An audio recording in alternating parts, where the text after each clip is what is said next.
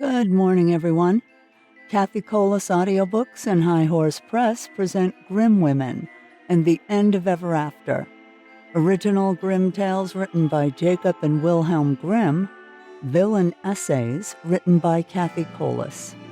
Today we have episode 4, Briar Rose, aka Sleeping Beauty, and her nemesis, Fairy number 13. Fairy 13 was miffed. She was not invited to the king's feast. Briar Rose takes a long nap. Thanks to Fairy number 12, Fairy 13 wanted to kill her, and wakes to the kiss of a handsome prince. Doesn't get much better than this. Here we go. Briar Rose, aka Sleeping Beauty. A king and queen once upon a time reigned in a country a great way off, where there were in those days fairies. Now, this king and queen had plenty of money, and plenty of fine clothes to wear, and plenty of good things to eat and drink, and a coach to ride out in every day. And though they had been married many years, they had no children, and this grieved them very much indeed. But one day, as the queen was walking by the side of the river, at the bottom of the garden she saw a poor little fish that had thrown itself out of the water, and lay gasping and nearly dead on the bank. Well, then the queen took pity on the little fish and threw it back again into the river. And before it swam away, it lifted its head out of the water and said, "I know what your wish is, and it shall be fulfilled. In return for your kindness to me, you will soon have a daughter." What the little fish had foretold soon came to pass, and the queen had a little girl, so very beautiful that the king could not cease looking on it for joy, and said he would hold a great feast and make merry and show the child to all the land. So he invited his kinsmen and nobles and friends and neighbors. But the queen said, "I will have the fairies also, that they might be kind and good to our little daughter." Now, there were 13 fairies in the kingdom, but as the king and queen had only 12 golden dishes for them to eat out of, they were forced to leave one of the fairies without asking her. So 12 fairies came, each with a high red cap on her head, red shoes with high heels on her feet, and a long white wand in her hand. And after the feast was over, they gathered round in a ring and gave all their best gifts to the little princess. One gave her goodness, another beauty, another riches, and so on until she had all that was good in the world. Just as 11 of them had done blessing her, a great noise was heard in the courtyard, and word was brought that the 13th fairy had come, with a black cap on her head and black shoes on her feet, and a broomstick in her hand, and presently up she came into the dining hall. Now, as she had not been asked to the feast, she was very angry, and scolded the king and queen very much, and set to work to take revenge. She cried out, "The king's daughter shall in her 15th year be wounded by a spindle and fall down dead." Well, then the 12th of the friendly fairies, who had not yet given her gift, came forward and said that the evil wish must be fulfilled, but that she could soften its mischief. So her gift was that the king's daughter, when the spindle wounded her, should not really die, but should only fall asleep for 100 years. However, the king still hoped to save his dear child altogether from the threatened evil, so he ordered that all the spindles in the kingdom should be brought up and burnt. But all the gifts of the first 11 fairies were in the meantime fulfilled, for the princess was so beautiful and well-behaved and good and wise that everyone who knew her loved her. It happened that, on the very day she was 15 years old, the king and queen were not at home, and she was left alone in the palace. So she roved about by herself and looked at all the rooms and chambers, till at last she came to an old tower, to which there was a narrow staircase ending with a little door. In the door there was a golden key, and when she turned it, the door sprang open, and there sat an old lady spinning away very busily. "Why, how now, good mother?" said the princess. "What are you doing there?" "Spinning," said the old lady, and nodded her head, humming a tune, while buzz went the wheel. "Oh, how prettily that little thing turns round," said the princess, and took the spindle and began to try and spin. But scarcely had she touched it before the fairy's prophecy was fulfilled.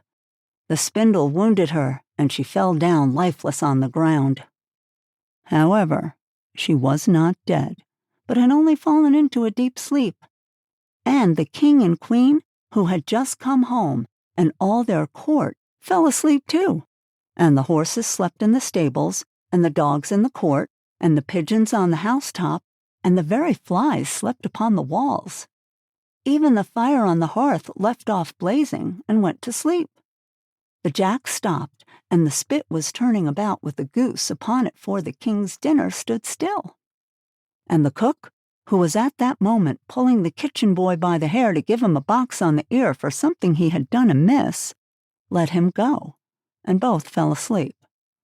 The butler, who was slyly tasting the ale, fell asleep with the jug at his lips, and thus everything stood still and slept soundly. A large hedge of thorns soon grew round the palace, and every year it became higher and thicker, till at last the old palace was surrounded and hidden, so that not even the roof or the chimneys could be seen. But there went a report through all the land of the beautiful sleeping Briar Rose, for so the king's daughter was called, so that, from time to time, several king's sons came and tried to break through the thicket into the palace. This, however, none of them could ever do, for the thorns and bushes laid hold of them, as it were with hands, and they were stuck fast and died wretchedly. After many, many years, there came a king's son into that land, and an old man told him the story of the thicket of thorns, and how a beautiful palace stood beside it, and how a wonderful princess called Briar Rose lay in it asleep, with all her court. He told, too, how he had heard from his grandfather that many, many princes had come and had tried to break through the thicket, but that they had all stuck fast in it and died. Then the young prince said, "All this shall not frighten me. I will go and see this Briar Rose." Well, the old man tried to hinder him, but he was bent upon going. Now, it just so happened that very day 100 years were ended, and as the prince came to the thicket, he saw nothing but beautiful flowering shrubs, through which he went with ease, and they shut in after him as thick as ever. Then, as he came to the palace, and there in the court lay the dogs asleep, and the horses were standing in the stables, and on the roof sat the pigeons fast asleep, with their heads under their wings. And when he came into the palace, the flies were sleeping on the walls. The spit was standing still. The butler had the jug of ale at his lips, going to drink a draught. The maid sat with a fowl in her lap ready to be plucked, and the cook in the kitchen was still holding up her hand as if she were going to beat the boy. Then he went on still farther, and all was so still that he could hear every breath he drew, till at last he came to the old tower and opened the door of the little room in which Briar Rose slept, and there she lay, fast asleep on a couch by the window. She looked so beautiful that he could not take his eyes off her. So he stooped down and gave her a kiss. But the moment he kissed her, she opened her eyes and awoke and smiled upon him, and they went out together, and soon the king and the queen also awoke, and all the court, and gazed on each other with great wonder. And the horses shook themselves, and the dogs jumped up and barked.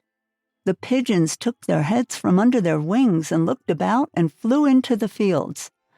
Then the flies on the walls buzzed again, the fire in the kitchen blazed up, round went the jack, and round went the spit with the goose for the king's dinner upon it.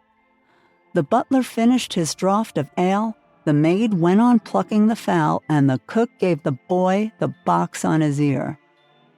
And then the prince and Briar Rose were married, and the wedding feast was given, and they lived happily together all their lives long.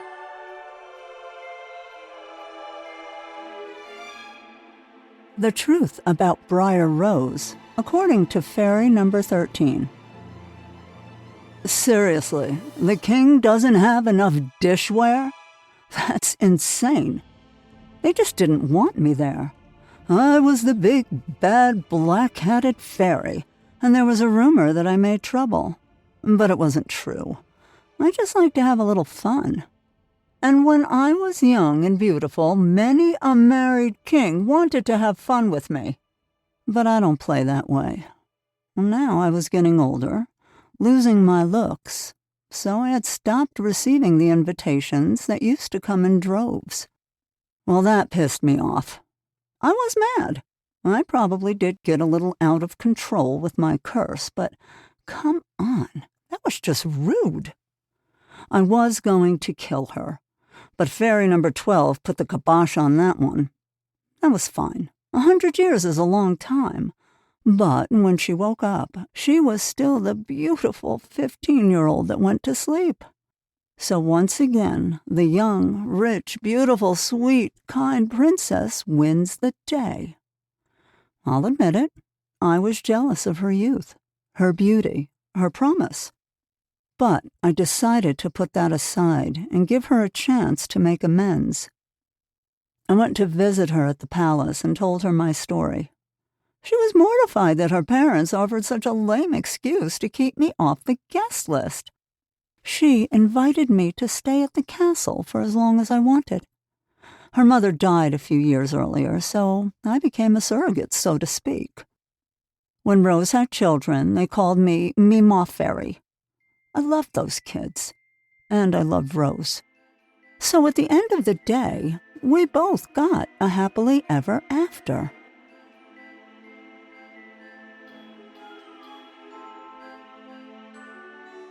And there you have it. I hope you enjoyed this new take on an old classic. There's more to come in the next few weeks. If you enjoyed this episode, please follow or subscribe wherever you listen, and leave a review to help other listeners discover these timeless stories as well. As always, thanks so much for listening.